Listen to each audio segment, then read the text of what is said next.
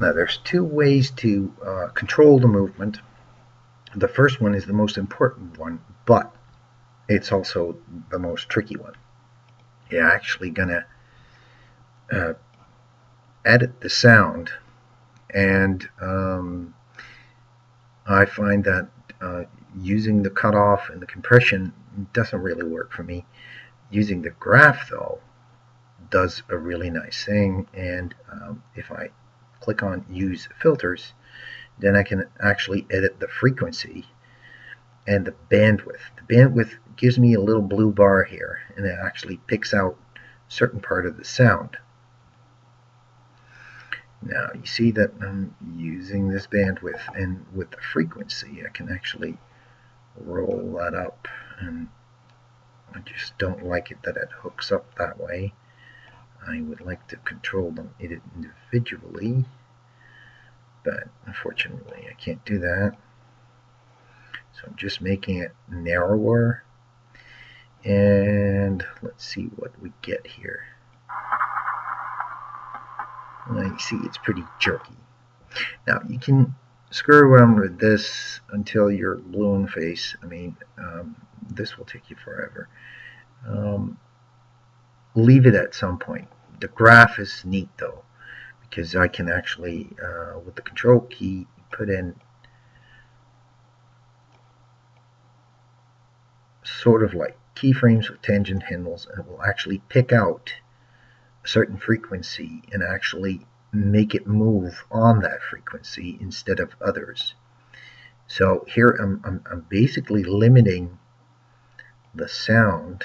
Hang on, I should do this correctly. First the control key, thank you very much. And it can make this really sharp. Hang on, I'm just going to use the shift to break the tangent handles.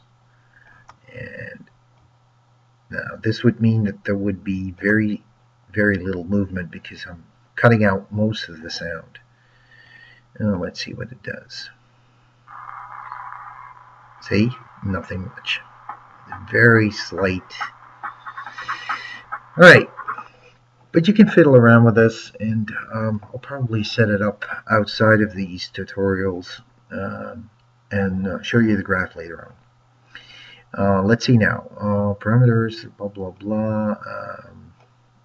Oh yeah, we need to use the sound effector in the rotation thing, and we already set that up. What are we gonna do?